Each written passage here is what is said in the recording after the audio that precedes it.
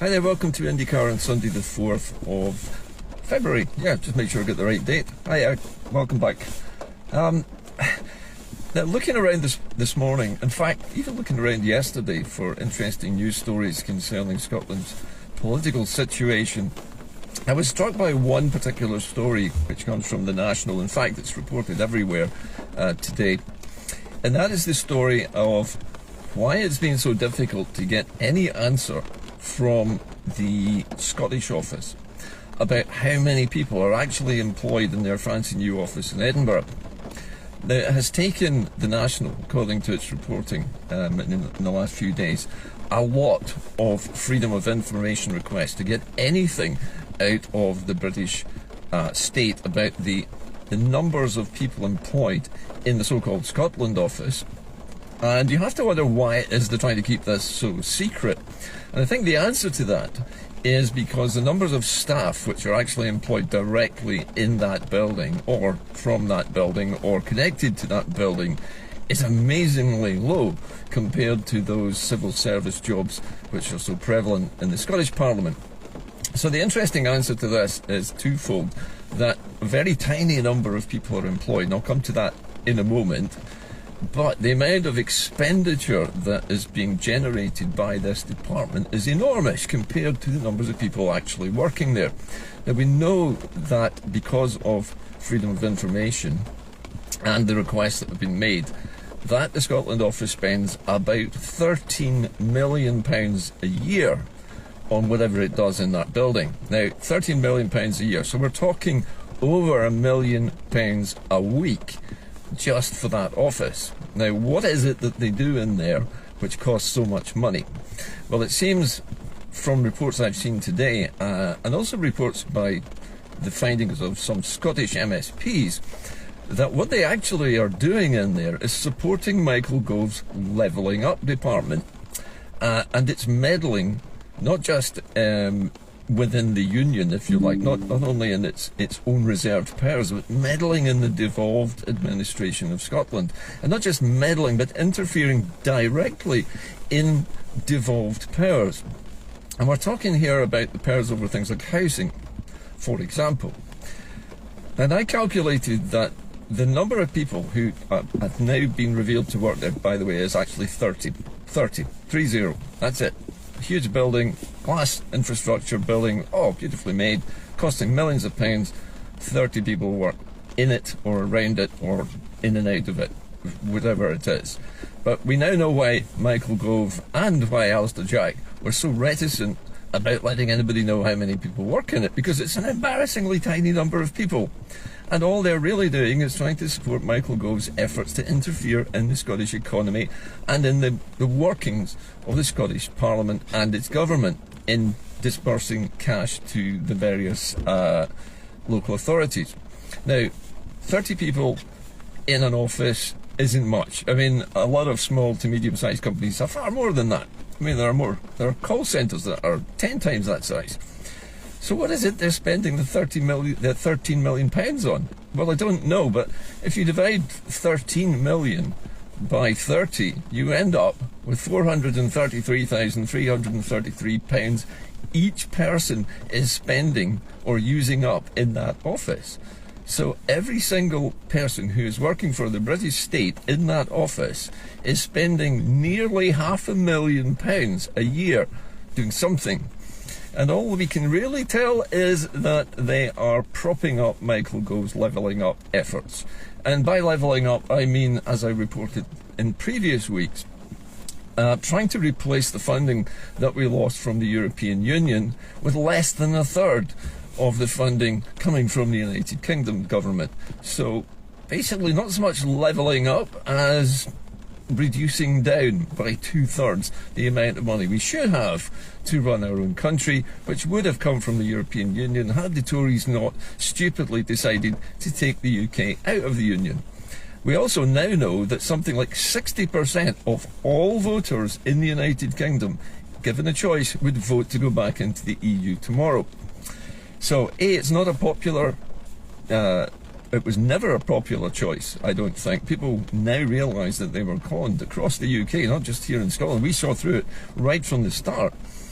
But unlike in Northern Ireland, which I'll come to in a moment, where they get a chance to have a vote on their situation every 7 years, the UK government is denying its own population, I'm talking about the vast majority of the population, which is English, of any chance to vote to go back into the EU at all. They are ideologically wedded to the idea of Britain in the 1950s, outside of Europe, trading as a sovereign nation and having its wonderful navy, which is something else I'll come back to in just a moment. But the United Kingdom is a hollowed out shell. As I mentioned earlier, a recent report by academics says that Britain's economy has already shrunk by 6% and is likely to shrink by a further 10% by the end of this decade because of Brexit. So essentially, Michael Gove and Alistair Jack together have 30 members of staff. And basically their job seems to be propaganda. It's to promote the whole idea of levelling up and to effectively enforce their new legislation, their so-called Internal Markets Act, which is designed basically to make sure that Scotland has just as little money as the rest of the United Kingdom and is equally worse off as the rest of the United Kingdom. So it's not so much levelling up, it's just making sure that we don't have as much money as we should have, even if it were different from what's happening in England. So that was bad enough. But now there are reports coming out today, not only in the mainstream press, but also in the defence media, that the so-called war games, which are planned for the next few days in the North Atlantic and the Baltic Sea, which are meant to involve many NATO countries, including the United Kingdom, that the United Kingdom's major asset, which is one of its two major new ships, the Queen Elizabeth aircraft carrier, is not now going to be able to take part in that because, guess what? It's broken down again. One of the linkages on one of the propellers of this massive ship appears to have something wrong with it and it's unable to go to sea. But not only that, its replacement, what is it, the Duke of Edinburgh? I'm trying to remember the names of these ships, but its replacement sister ship is also not ready to take its place. And with the United Kingdom, and particularly people like Grant Shapps and its Defence Secretary now saying that the United Kingdom is not equipped for an all-out war with Russia, which is an interesting thing to say at this stage since there's no all-out war on the cards with Russia anyway, that we are not equipped to do anything about it. This tells me two things. This tells me that the United Kingdom is anticipating some kind of all-out war with Russia, probably on the coattails of whatever the United States decides to do, and NATO. But it's recognising the fact that the United Kingdom has basically reduced the spending on the military consecutively over many years, many decades. It's reduced its armed forces, particularly its standing army, from something like 160,000 standing army, I think it once had, down to something like 75,000 regular troops plus reservists. That's not including the Navy, of course, which has suffered a lot recently.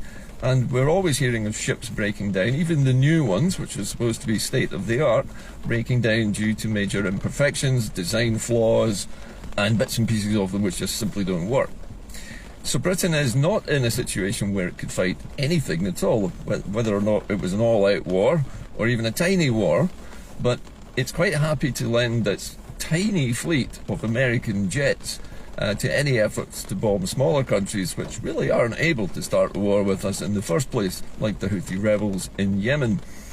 So it seems to me that the United Kingdom is struggling, not just with its navy and its air force and its army, but it's struggling generally to make itself relevant in Scotland particularly, and is spending a phenomenal amount of money for the tiny number of staff that it has in its offices in Edinburgh in order to try and convince the people here in Scotland that it's worthwhile staying in this hollowed out shell of a United Kingdom which can't even defend itself in a conventional sense against anything at all, and is relying entirely on some nuclear missiles on one of 4 submarines, which may or may not be working at the time, in a fixed point in Scotland's Loch, which is a prime target for any normal conventional missile attack which could take out the entire port probably in one single attack.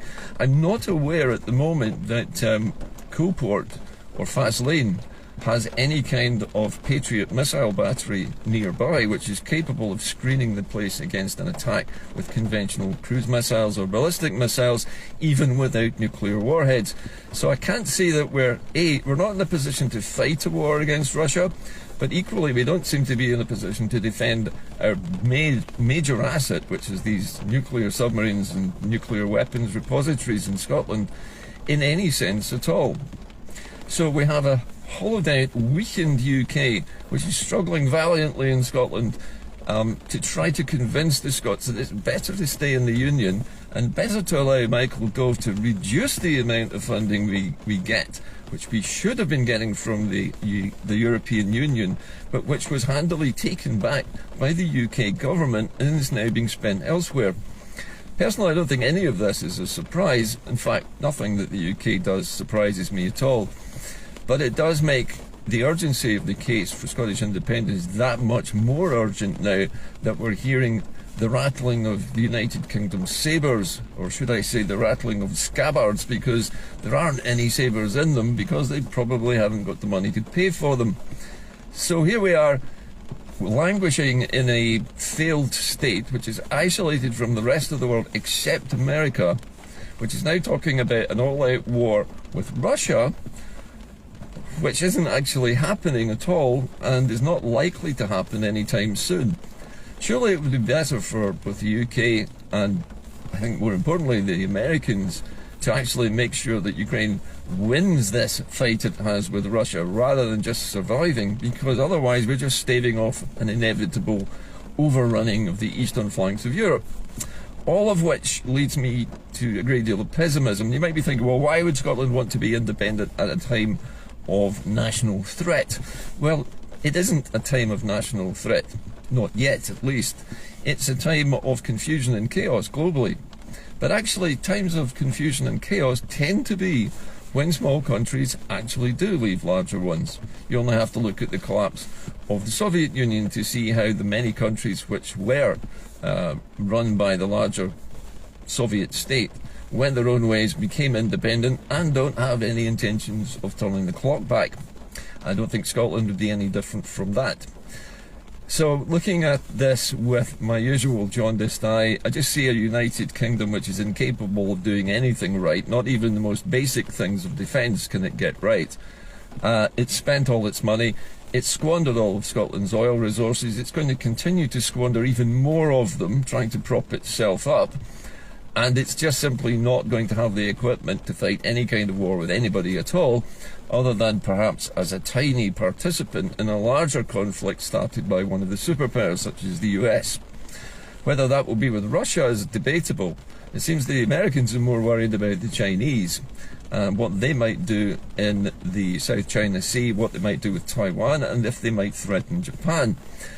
All told, the world is an unstable place, but Scotland leaving the UK Union would not actually make things any worse. In fact, it might even make them better for us here in terms of our own security, because we could then spend the money that we would have for our own defence, not on nuclear weapons, but on proper air defences to actually make sure that our infrastructure is safe from any sporadic attacks from anybody outside of the UK.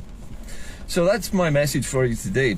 Basically, the United Kingdom is a spent force. It has no money left, it can't defend itself, and it's scrabbling around in Scotland wasting millions of pounds on just 30 people trying to produce propaganda to support Michael Gove and Alistair Jack's crazy ideas for meddling in Scotland's own devolved administrations. Anyway, I'm sorry, again, it's a bit of it's difficult to be positive when circumstances like this exist. But I think it's even more motivation for us to get our act together and get out of this union before things get any worse. Anyway, it's a bit of a miserable day, and I'm sorry to be another wet blanket today, but let's just look at the facts. Britain is basically an isolated banana republic with not enough money for conventional defences, let alone nuclear weapons. And at the moment, it's incapable of convincing the people of Scotland that it's worthwhile staying. That's it from IndyCar today. I'll talk to you again later in the week. Thank you for your continuing support through the crowdfunder. Keep it coming. It enables me to keep making content like this much more frequently. I'll talk to you soon. Keep the faith. And remember, Scotland will be free soon. It may not be as long as you think. Bye for now.